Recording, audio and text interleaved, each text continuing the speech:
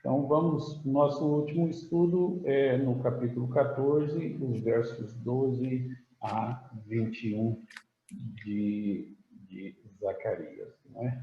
Do profeta Zacarias.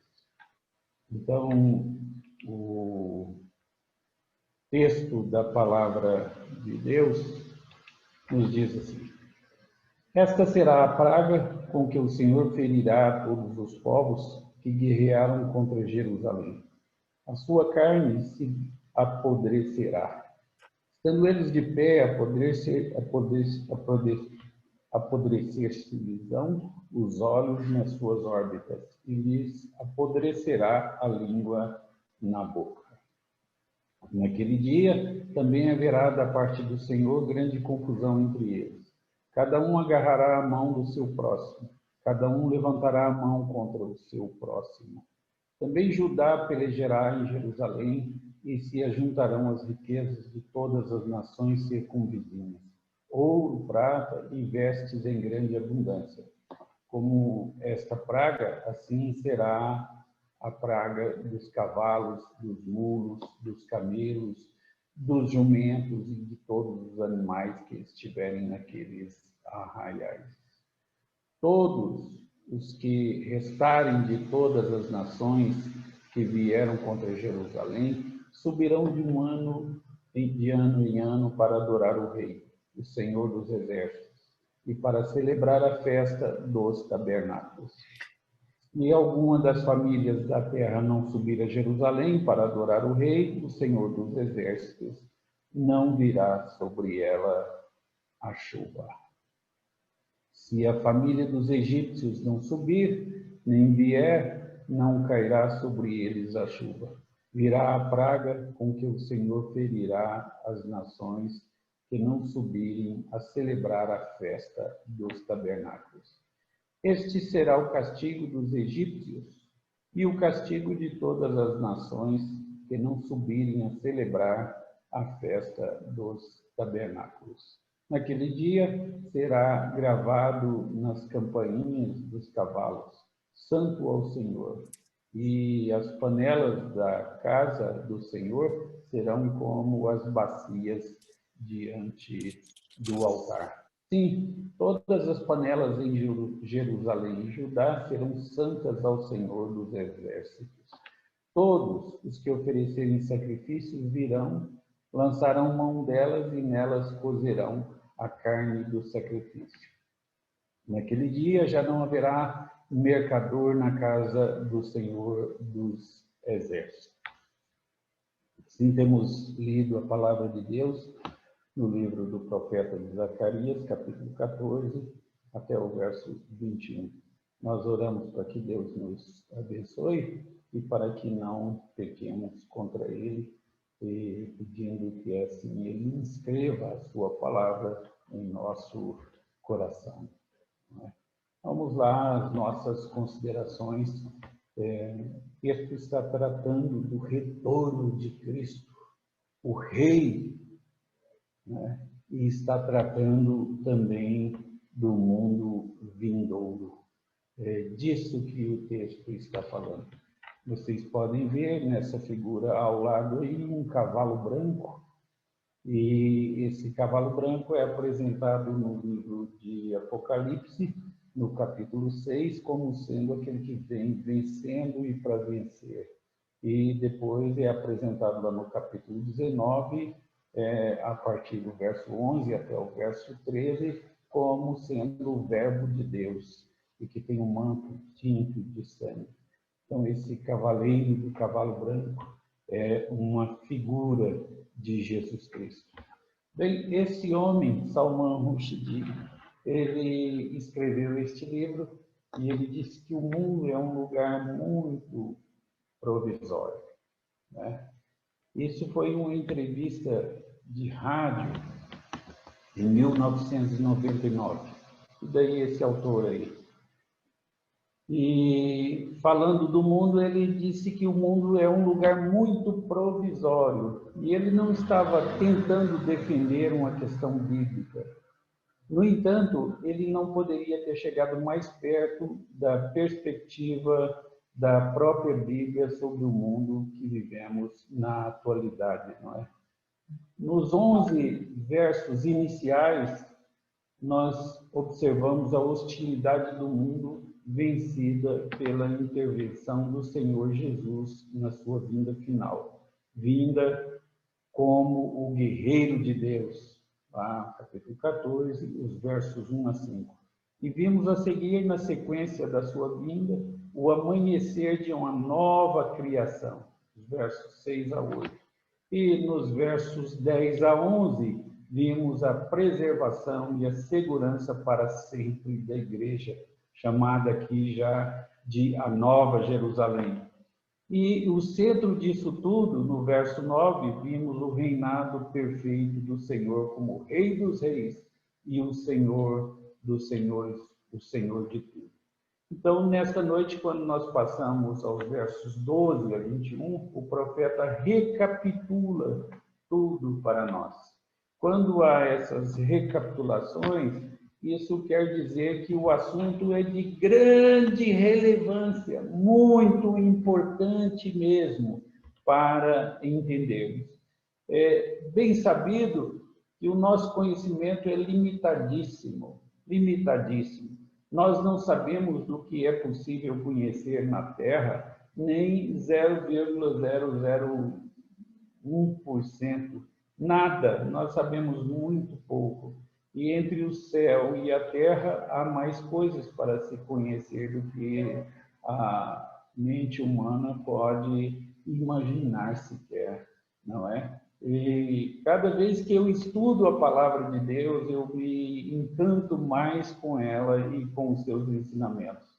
Ainda ontem estava me dedicando a estudar o capítulo 10 do livro de Gênesis e eu deparei lá uma referência de Lucas, porque Lucas registra quando Jesus enviou 70 dos seus discípulos para um trabalho missionário. E é interessante que ele tenha enviado 70. Ele não enviou 50, não enviou 60, ele enviou 70. Como vocês sabem, o número 7 tem que ver com coisa completa, totalidade.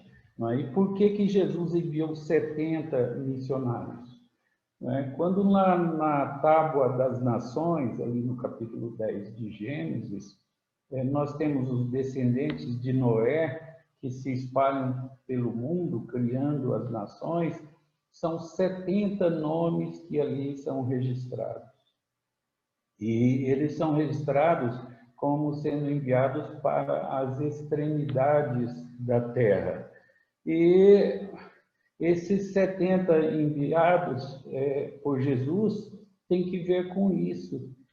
Ali o que Jesus está dizendo é que a totalidade da terra é que está nos planos de Deus, até os lugares mais ermos, os lugares mais remotos.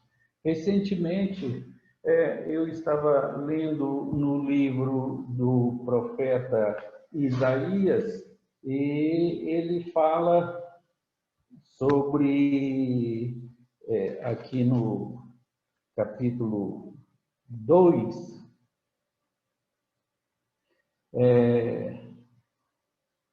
no verso 3, ele diz assim: irão muitas nações e dirão, vinde e subamos ao monte do Senhor e à casa de Deus de Jacó, para que nos ensine os seus caminhos e andemos pelas suas veredas, porque de Sião sairá a lei e a palavra do Senhor de Jerusalém. Isso é uma profecia sobre o Sermão do Monte. Pode isso? Que coisa maravilhosa, que coisa fantástica. E o envio dos 70 missionários tem que ver com a totalidade do mundo que está nos planos de Deus. Significa também os gentios, né? Aqui, nos versos 12 a 15, a ira de Deus cai sobre os ímpios. E nos versos 20 e 21, a bênção de Deus sobre o povo escolhido. E entre esses dois polos, nos versos 16 a 19, tem um grande diferencial aí importante de levar em consideração, né? Um quadro do inferno, a ira de Deus sobre os ímpios, sobre aqueles que não se rendem aos pés de Jesus Cristo. Então, nos versos 12 a 15, Zacarias nos mostra o que quer dizer por sofrer a ira do Cordeiro. E a ira do Senhor Jesus, quando ele vier para julgar os vivos e os mortos, será uma ira sem mistura, como diz lá no livro de Apocalipse, uma taça sem mistura. E por que sem mistura? Isso tem que ver com os textos do Antigo Testamento que mencionam a ira de Deus, mas fala assim, na sua ira lembra de misericórdia. Deus sempre, na sua ira, ele mitiga um pouco, ele ameniza um pouco por ser longânimo e por ser gracioso. Mas aquele cálice do final, do juízo final, é um cálice que os ímpios vão beber sem mistura, sem misericórdia. É a ira definitiva de Deus, levando a condenação do ímpio ao inferno. Então, é uma desintegração tríplice que nós temos aí. No verso 12, é uma desintegração pessoal aí. Nós temos aí em Zacarias, no verso de número 12, uma desintegração pessoal. No verso de número 13, nós temos aí uma desintegração relacional. Os relacionamentos acabam, não é? Então, veja aí no verso 12. Esta será a praga com que o Senhor ferirá a todos os povos que guerrearam contra Jerusalém. A sua carne se apodrecerá, estando eles de pé, apodrecer-lhe-ão os olhos nas suas órbitas, e lhes apodrecerá a língua na boca. É uma figura de um sofrimento terrível. No verso 13, mostra uma desintegração também de relacionamento, quando diz assim, naquele dia também haverá da parte do Senhor grande confusão entre eles. Cada um agarrará a mão do seu próximo, e cada um levantará a mão contra o seu próximo. Isso é o que nós estamos tendo aí já em nossos dias. E depois, no verso 14, uma desintegração material. E também Judá pelejará em Jerusalém e os ajuntarão as riquezas de todas as nações circunvizinhas, ouro, prata, vestes, grande abundância. E, enfim, essa é a situação. É provavelmente a mais arrepiante declaração de toda a profecia, uma das mais terríveis na Bíblia Sagrada.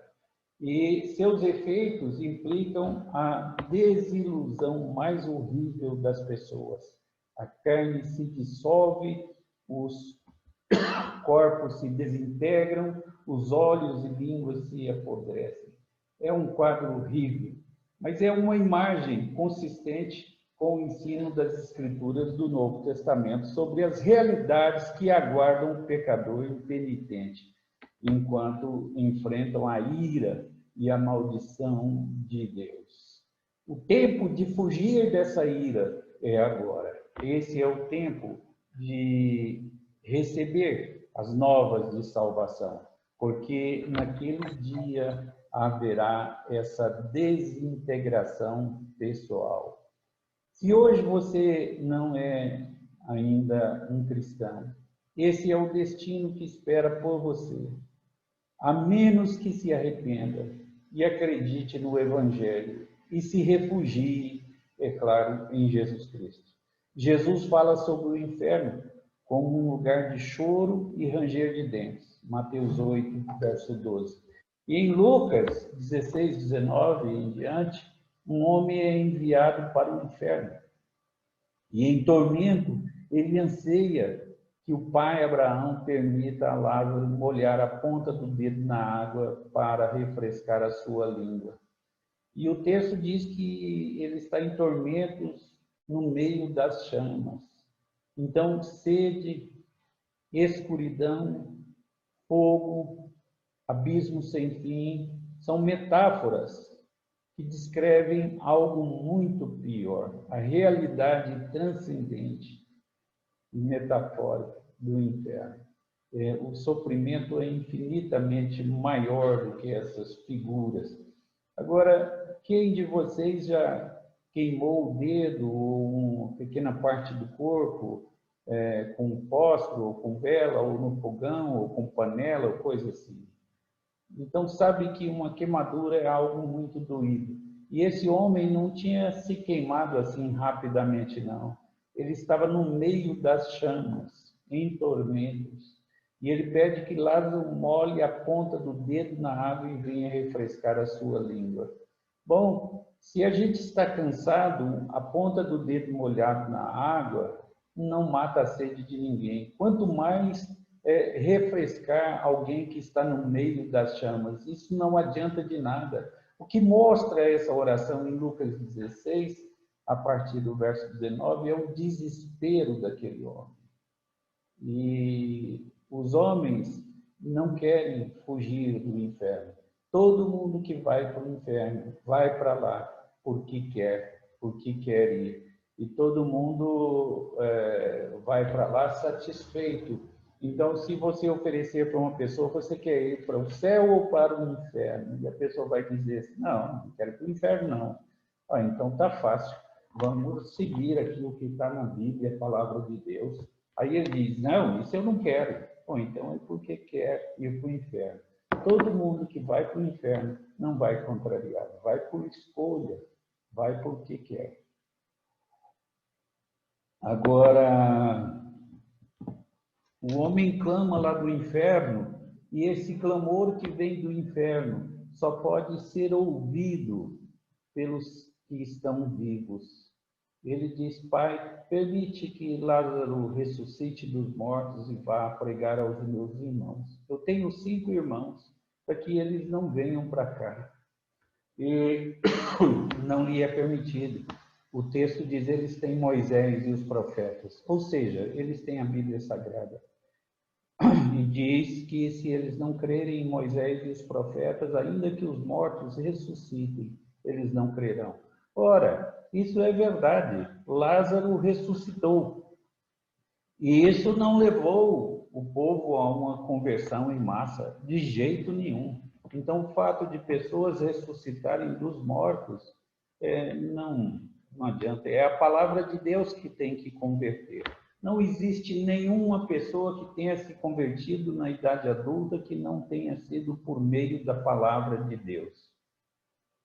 Então, o meio que Deus deixou para pregar, para que salvar as pessoas, não é oração. Oração é uma ferramenta inadequada para a conversão. Nós devemos orar em todo tempo, em toda circunstância, isso a Bíblia nos diz. Mas nós não temos um modelo de oração na Bíblia para que pessoas se convertam. A que se aproxima mais disso é Romanos 10, é o texto que mais se aproxima disso, mas não chega a ser um modelo de oração para que pessoas se convertam.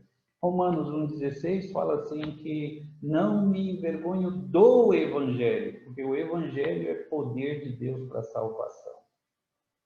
E Romanos 10,17 diz que a fé vem pelo ouvir, e ouvir da palavra de Deus. Então, serrote é uma ferramenta muito adequada, mas para serrar, não adianta eu querer pregar prego com serrote. E não adianta eu pegar um martelo e querer serrar uma tábua com ele. Então, eu tenho que usar a ferramenta adequada para a coisa adequada. E a ferramenta que Deus deixou para a conversão das pessoas é a pregação da palavra. A fé vem pelo ouvir, e o ouvir da palavra de Deus. Bem, irmãos, nós somos os portadores, os que anunciam as coisas boas, os que anunciam o Evangelho, não é? Nós somos os portadores desta mensagem de salvação. E somos só nós. Nós vamos olhar no livro de Isaías, no capítulo 40, tem 3 vozes lá. Primeiro, voz do que clama no deserto. é João Batista anunciando o ministério de Jesus. A segunda voz é Isaías, manda falar assim, ele clamar, e ele fala, clama alto aí, porque toda grama, toda erva murchará, tudo secará. E a terceira voz é Sião, e Sião, eu já disse para vocês, não é um lugar, mas é o povo de Deus reunido. Sião tem que ver com isso. Então, é Sião que tem que clamar e anunciar a palavra de Deus. E o que é para anunciar? Lá no texto, dos versos 1 a 11 de Isaías 40, diz que eis aí o teu Deus. É isso que devemos anunciar, é isso que devemos pregar. Bem, o inferno toca a sua vida como você a quer. E tem aqui o texto de Apocalipse. Continue o injusto fazendo injustiça. Continue o imundo ainda sendo imundo. O justo continue na prática da justiça. E o santo continue a santificar-se. Lá em Apocalipse 22, 11. Então, o inferno é um processo interminável de desintegração espiritual. No mundo vindouro, nossas personagens são fixas e inalteráveis. Não há nenhum arrependimento no inferno e não há também nenhum retrocesso no céu, não há apostasia no céu. O incrédulo tornou a sua vida como ele respondeu à fé, à confiança no Evangelho. O que ele quis ser, Deus o deixou ser para sempre. É igual a figueira murcha, né? Se você notar lá na passagem, Jesus nunca mandou a figueira secar. Jesus nunca disse para a figueira secar. O que Jesus disse é o seguinte, que ela estava enganando os viajantes, apresentando ter frutos quando na verdade não tinha. E o seu castigo seria permanecer daquele modo para sempre, nunca mais produzir fruto, então. Aí quando ele voltou, a figueira tinha secado. Mas ele não mandou a figueira secar. E assim também o incrédulo tornou a sua vida como ele a quis. Ele queria viver sem Deus, vai viver sem Deus para sempre. Ele não quis obedecer a Deus, vai viver desobedecendo a Deus para sempre. E o incrédulo continua sendo injusto. No céu não há apóstata e no inferno não há arrependimento. E ele perderá todos os princípios de moral que ele, se algum dia ele teve, e de ética também. E a total perda de personalidade e o consequente sofrimento daqueles que estão completa e eternamente sob a dominação do pecado, onde o espírito do homem vive entre os destroços de desintegração mental, moral, material, aquilo, como a Bíblia diz assim, e aquilo que os olhos não viram, o coração não sentiu, o ouvido não ouviu, são as coisas que Deus tem para quantos o amam. Eu acredito que, no mesmo sentido, no lado oposto, são as coisas que o inferno tem preparado para aqueles que não amam a Deus. Isso é uma coisa terrível. Nós só temos figuras do céu. Ele é muito melhor do que o que as figuras nos apresentam.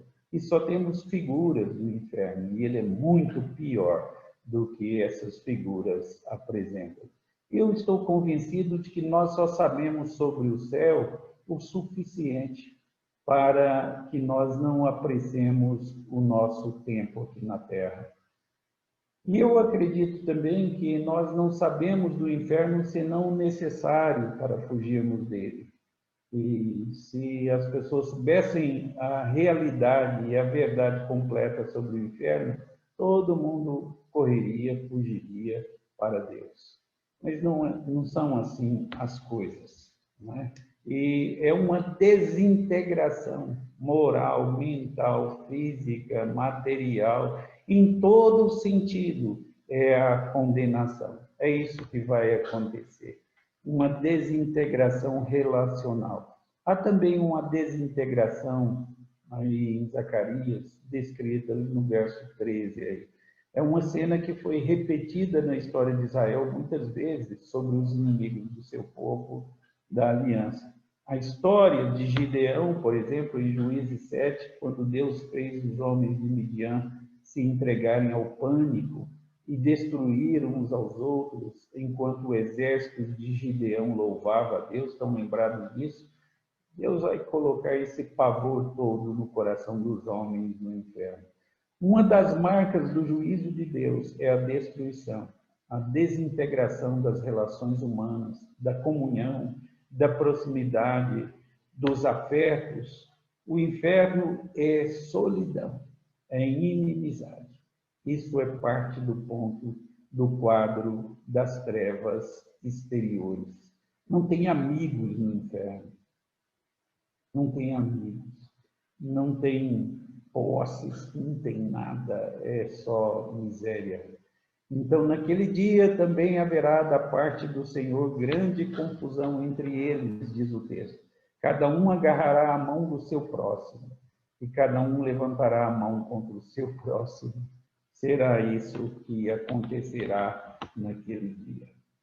Então, essa expressão naquele dia é do juízo final e tem que ver com essa sentença final que os homens receberão. E também Judá pelejará em Jerusalém, e se ajuntarão as riquezas de todas as nações vizinhas, ouro, prata e vestes em grande abundância. Como esta praga, assim será a praga dos cavalos, dos mulos, dos camelos, dos jumentos e de todos os animais que estiverem.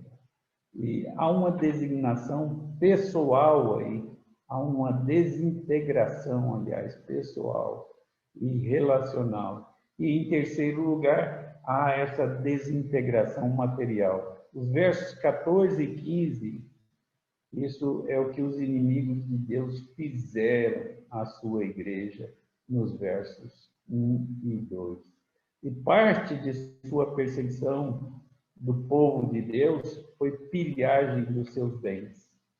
O povo tomou os bens da igreja, do povo de Deus. E a comunidade cristã, por exemplo, em Mossul, está sofrendo isso hoje. As pessoas são obrigadas a professar a fé no Islã, pagam multas, têm os seus bens confiscados, deixam a cidade e até morrem por causa da fé. Mas quando Jesus voltar, naquele dia, para julgar as coisas materiais pelas quais o mundo vive agora, essas coisas em que a nossa sociedade tem prazer, essas coisas não terão valor. E as coisas materiais serão destruídas. E os versos 14 e 15 nos dizem: também Judá pelejará em Jerusalém, e se ajuntarão as riquezas de todas as nações circunvizinhas, ouro, prata e vestes em grande abundância. Como esta praga, assim será a praga dos cavalos, dos mulos, dos camelos, dos jumentos e de todos os animais que estiverem naqueles arraiais. Bem, todas essas bugigangas aí pelas quais vivemos, pelo que nosso coração anseia, pelo que nos afadigamos até, pelo que substituímos Cristo como objeto da nossa satisfação e prazer, em que nós investimos nossa autoestima e a nossa autoestima e nosso valor pessoal, se não estivermos em Cristo, quando Ele voltar, ficaremos falidos, ficaremos vazios. É um quadro arrepiante do inferno, um quadro terrível, arrepiante. Bem, deixa eu dizer para vocês que a prosperidade material não quer dizer prosperidade espiritual, de jeito nenhum. E a nossa riqueza no reino terreno aqui não tem nada a ver com a nossa riqueza no reino celestial. E há dois homens, pelo menos, na Bíblia, que são muito interessantes, cuja vida seria interessante estudar. Um deles chamava-se Nimrod. E o texto diz que Nimrod foi varão valente, foi valente guerreiro, e caçador, mas a expressão lá significa foi um grande conquistador de homens, e a expressão significa que ele foi um dos conquistadores de pessoas, de grupos de pessoas, de povos. E ele foi um homem considerado grande, na perspectiva, inclusive, de Deus, lá no capítulo 10 de Gênesis. Nada obstante, Nimrod é um modelo de coisa errada. E Nimrod é condenado. A riqueza dele é só, embora ele seja poderoso, não existe poder humano no céu. E as pessoas nada podem fazer nesse sentido. Outro é Canaã. As terras de Sem e Jafé eram nada perto da beleza e da terra de Canaã, e comparada com as terras de Sodoma e Gomorra, que era como o Jardim do Éden, não é? E então isso não indica bênção de Deus, não indica bênção de Deus. Às vezes uma pessoa pobre aqui que nada tem e é uma pessoa rica espiritualmente, né? Nós precisamos de entender essas coisas.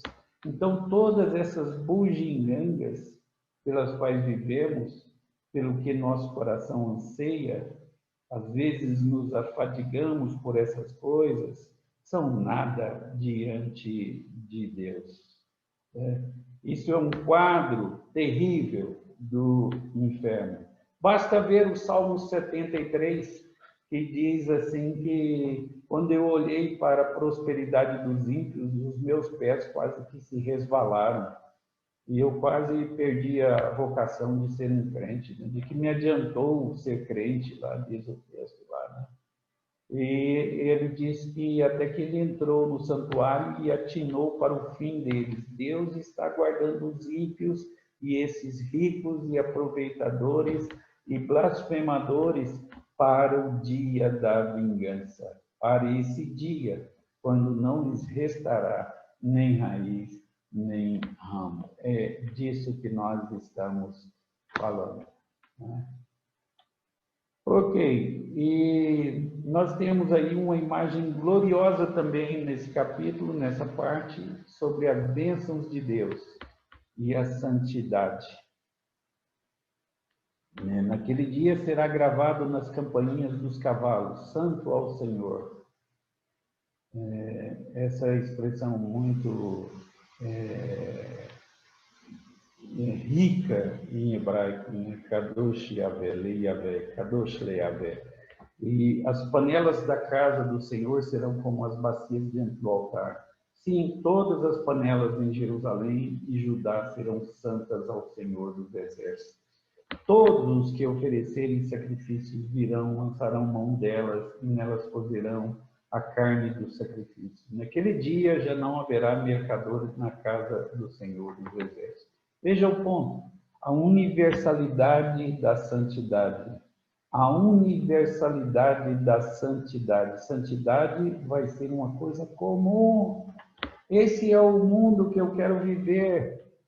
E nós vamos viver nele. É a declaração de que aqui e agora toda imundície foi retirada. E o povo de Deus foi revestido de pureza perfeita.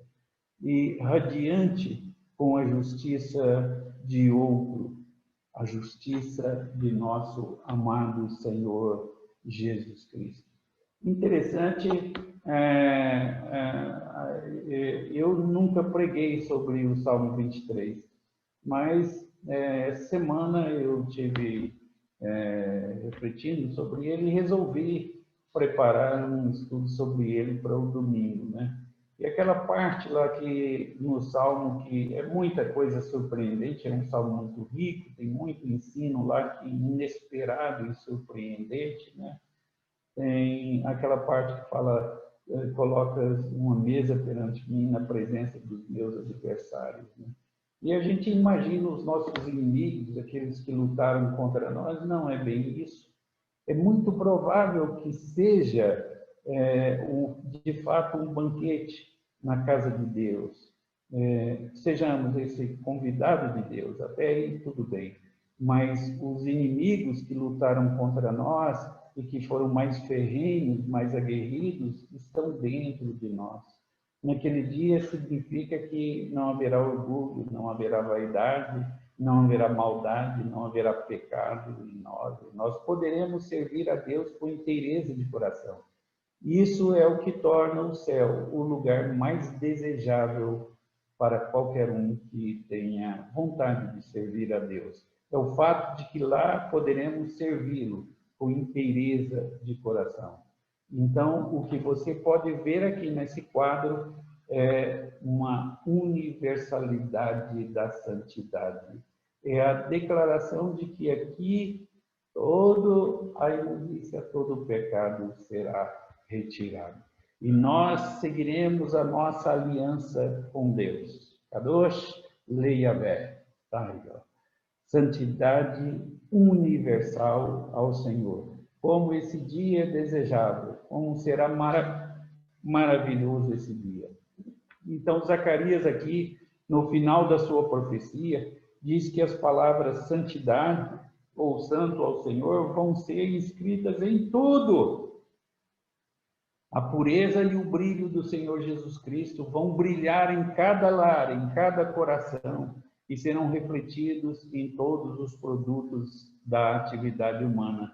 Serão vistos em todos os instrumentos da cultura humana. O pecado será irrevogável e universalmente erradicado. Ele se dissolverá, vai acabar. Tudo será santo ao Senhor. Cada pessoa, cada filho de Deus que tem trabalhado muito e lutado muito contra as aflições do pecado, enfim, naquele dia será perfeita e infinitamente santo ao Senhor. Como é desejável esse dia que nós amamos e pelo qual nós ansiamos. E o céu é um lugar sagrado, é a casa da justiça que as Escrituras nos apresentam. Um mundo de culto e louvor onde tudo e todos são sagrados e consagrados para a glória do Senhor nosso Deus. Deixe-me perguntar, isso é suficiente para a gente ser feliz num lugar assim? Estão lembrados de Gênesis, a frase que se repete depois de cada coisa criada, e viu Deus que era bom. E no fim ele fala, viu que era muito bom. Um lugar daquele jeito, e um lugar com essa justiça, e com pessoas assim, onde tudo é santo ao Senhor, é um lugar suficiente para nós sermos felizes? Bem, certamente é um grande motivo para a busca da santidade. Ninguém jamais ganhou um lugar na glória do céu para a sua própria santidade, ou pela sua própria santidade, mas para a sua própria santidade. E ninguém jamais ganhou um lugar no céu pela busca da santidade. Mas ninguém poderia ser feliz na casa da justiça, na santidade do céu, sem que tenha feito da santidade a sua grande busca na vida. Isso é um fato. Isso é um fato. Nós precisamos considerar isso. A vida santa é um requisito. Seguir a paz com tudo e a santidade e a santificação, sem a qual ninguém verá a Deus, a Bíblia diz. E no livro de Apocalipse nós temos aí a santidade universal ao Senhor, e lhe trarão a glória e a honra das nações. Nela nunca jamais penetrará coisa alguma contaminada, nem que pratica abominação e mentira, mas somente os inscritos no livro da vida do Cordeiro. Assim é que está preparado o nosso lugar para onde nós iremos. A grande marca diferencial dos dois povos está aí. Essa é a grande marca que nós vemos, que podem ser vistas aí nos versos 16 a 19. Todos os que restarem de todas as nações que vieram contra Jerusalém subirão de ano em ano para adorar o Rei, o Senhor dos Exércitos. e para celebrar a festa dos tabernáculos. Se alguma das famílias da terra não subir a Jerusalém para adorar o Rei, o Senhor dos Exércitos, não virá sobre ela a chuva. E se a família dos egípcios não subir, nem vier, não cairá sobre eles a chuva.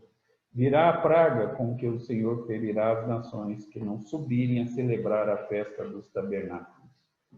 Tabernáculos, a habitação de Deus com o homem. Então, este será o castigo dos egípcios e o castigo de todas as nações que não subirem a celebrar a festa do tabernáculo. Bem, então a grande marca diferencial dos povos é a cruz. Há dois grupos de pessoas ao longo da história e haverá dois grupos de pessoas quando Jesus vier, e só haverá dois grupos de pessoas para sempre no mundo vindouro. Só dois grupos de pessoas. Há aqueles que prestam culto e há aqueles que não prestam. E há aqueles que dobram seus joelhos com alegria, com fé e confiança perante o Senhor Jesus Cristo. E há aqueles que não dobram. O termo adoração na Bíblia é tradução de uma palavra que significa dobrar os joelhos. O significado da palavra é esse, dobrar os joelhos. Esse é o significado da palavra adoração, dobrar os joelhos.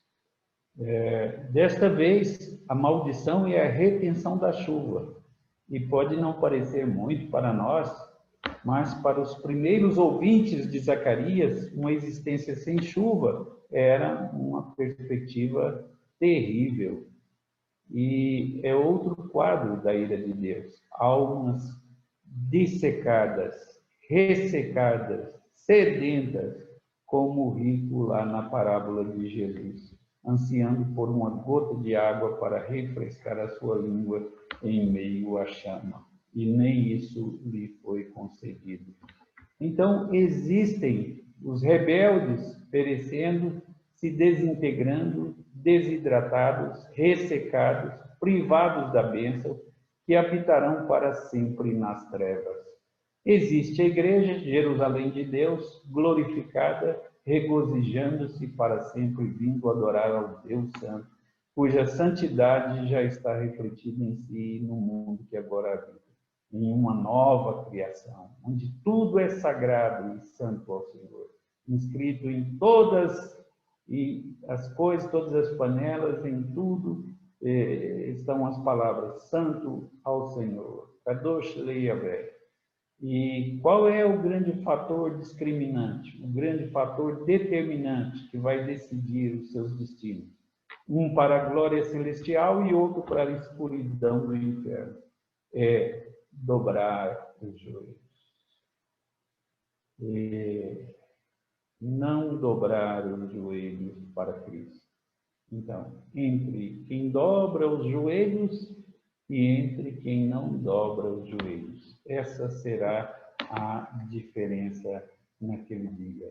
Então, quantas pessoas você conhece que deixaram o caminho certo para seguir o caminho errado? E o pior é que elas sabem que estão erradas, mas querem continuar assim. O grande dilema, como você responde a Jesus Cristo? Esse é o grande dilema, a grande pergunta. Jesus sofreu o pior do inferno para que recebamos nós o melhor do céu. Então, no credo apostólico, você sabe, nós confessamos que Jesus padeceu sob o poder de Pôncio Pilatos, foi crucificado, morto e sepultado, desceu ao inferno. E eu sei que a expressão lá é desceu ao Hades, é o lugar dos mortos. Mas o que queremos dizer quando confessamos essas palavras é que ele sofreu todo o horror dessa desintegração tripla por Zacarias. Ele sofreu a condenação dos nossos pecados. Então, você se lembra do seu clamor de abandono na cruz? Como é que ele disse? Deus meu, por que me desamparaste? Então, esse foi o seu inferno. Foi o inferno ao clamar a Deus e Deus não responder. olhar para Deus e Deus não estará. Ele sofreu a terrível desorientação que clama. Por quê? E ele se afundou no abismo terrível. Ele se fez pecado por nós. Essa é a triste realidade. Jesus ou o mundo? Ele sofreu o pior do inferno para que tivéssemos o melhor do céu. O estudo, e tudo foi despojado dele. Ele veio para os que eram seus e os seus não receberam. Um dos 12 o traiu com um beijo e todos os seus discípulos fugiram. E quando se voltou contra ele, zombou dele, o mundo, e condenou, crucificou, desintegração relacional. Ficou sozinho. E os soldados lançaram sorte, dividindo suas vestes entre eles. Ele foi pregado nu na cruz. Desintegração material. Então, ao descer ao inferno na cruz, Jesus fechou o portão do inferno e abriu as portas do céu para todos os que confiam nele. Não há nenhuma necessidade de alguém perder glória e ser lançado na escuridão. Você ainda não é crente, se não é, você faria muito bem de confiar em Jesus Cristo e de servi-lo com dedicação. Há um inferno de onde você deve fugir e há um céu que você deve entrar nele. E Jesus aqui, hoje, está articulando com todos nós. E confie nele e ganhe as glórias e alegrias e fuja dos horrores e das tragédias do inferno. Precisamos descansar em Cristo e na sua igreja. Esta é a mensagem do profeta Zacarias para todos nós. Que o Senhor assim nos abençoe e nos ilumine.